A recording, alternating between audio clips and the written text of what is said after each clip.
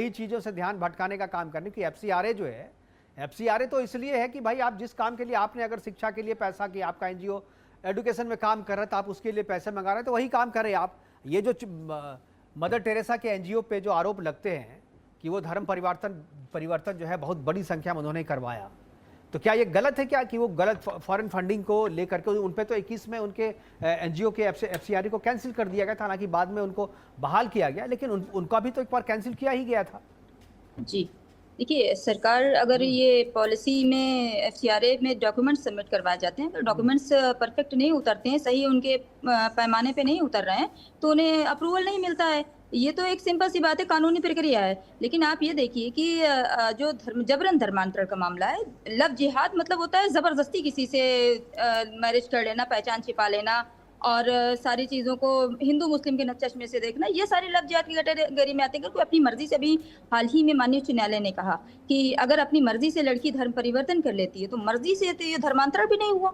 ये तो माननीय उच्च न्यायालय ये तो हमारे संविधान में कानून बना हुआ है, अब उसके संविधान में ऑलरेडी राइट्स दिए हुए हैं तो उसका यूज करते हैं लोग। लेकिन जबरन कराने के लिए कानून बने हुए हैं, जबरदस्ती के लिए कानून बने। कानून इसलिए नहीं बना कि लव मैरिज रोक दी जाए, लव मैरिज नहीं रुकेंगी, वो तो हमारा कॉन्स्टिट्यूशनल राइट्स है। और रही बात फॉरेन पॉलिसी की, तो आपको एक चीज मैं और बता दूं कि आप लैंड जिहाद जिसको बोलते हैं कि जमीनों के मामले में, तो मुस्लिम से ज़्यादा मुझे लगता है इल्ज़ाम ही इल्ज़ाम रह गए हैं, मुस्लिमों के सर हाथ कुछ नहीं आया है इनके। और अगर इधर नज़र इनायत करते हैं आप, इधर देख ले क्रिश्चियंस की तरफ, तो इनकी जितनी भी ज़मीनें हैं, स्कूल्स हैं, वो ज़्यादातर लीज की प्रॉपर्टी पे चल रहे हैं। स्टेट लैंड की ज़मीनें हैं, नजूल की ज़मीनें हैं, उस पर बड़े बड़े कॉलेज, बड़े बड़े स्कूल बने हुए हैं और वो फ्री होल्ड में नहीं होते। देखिए स्कूल चल रहे हैं 70 साल से 60 साल से। लीज तो सारे चर्च के भी खत्म हो गए हैं, लीज हाँ, 100 साल के लिए फ्री होल्ड नहीं करानी है, 100 साल सरकार के को लिए पैसा नहीं देना है कि सरकार को कीमत देके फ्री होल्ड करा लें। फ्री होल्ड नहीं कर, पोजीशन पे पूरे हैं, पोजीशन पे हैं, वो मालिकाना हक की तरह यूज कर रहे हैं।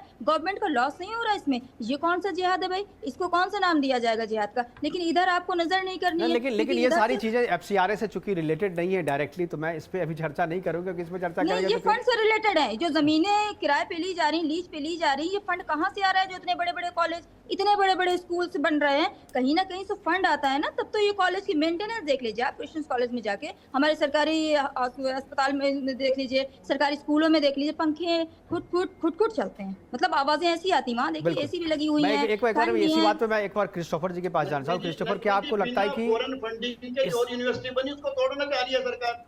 बिना फॉरेन फंडिंग के बनी है जो यूनिवर्सिटी।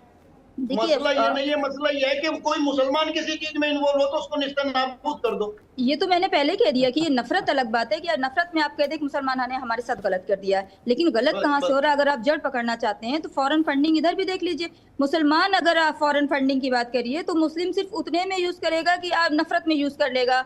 और जो पकड़े भी जाते हैं लोग, कि देखिए आतंकी नेटवर्क निकला फलस से, वहां से लाइन अप हो रहा था। पीएफआई का तो पूरा संबंध निकला ना, पीएफआई पे बैन तो इसीलिए किया गया। वाला पूरा कनेक्शन जो है फॉरेन फंडिंग से ही उसका रिलेटेड था। कश्मीर में कितनी आतंकवादी घटनाएं हो जाती हैं, एक नए नए संगठन खड़े होते हैं कश्मीर में और कितने बड़े बड़े कारनामे होते हैं, ब्लास्ट हो जाते हैं बड़े बड़े। केवल इतना ही नहीं, देखिए ये जो फॉरेन फंडिंग जो है, जो एनजीओ यहाँ पर काम कर, ग्रीन पीस की बात कर लीजिए आप, एमनेस्टी इंटरनेशनल की बात कर लीजिए, ये लोग क्या करते हैं? ये आपकी पॉलिसी, सरकार की अच्छी पॉलिसी को अभी वो ग्रेट निकोबार आइलैंड के पास ग्रेट निकोबार का जो प्रोजेक्ट था, उस प्रोजेक्ट को किस तरीके से विरोध किया गया पर्यावरण के नाम पे, और उस विरोध करने वाले एनजीओ को कौन फंड कर रहा था?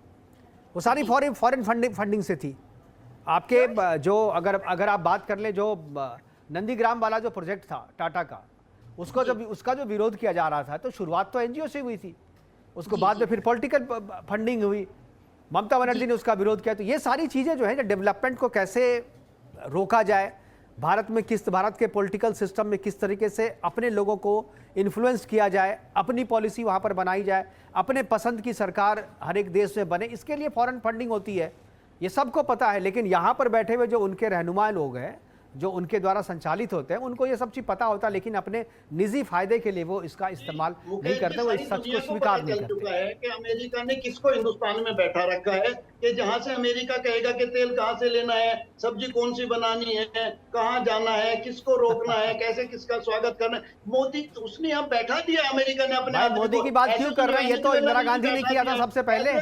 शीत युद्ध के दौरान जो है, कोल्ड वार के दौरान सबसे पहले इंदिरा गांधी ने इसको बनाया, क्योंकि इंदिरा गांधी जी को ये महसूस हुआ कि फॉरेन फंडिंग हो रही है हमारी सरकार को प्रभावित करने के लिए, सरकार की पॉलिसी को प्रभावित करने के लिए फॉरेन फंडिंग हो रही है। इसका एहसास सबसे पहले इंदिरा गांधी को हुआ 1976 में, तब उन्होंने FCRA बनाया। उसके बाद 1984 में इंदिरा गांधी ने इसका अमेंड किया,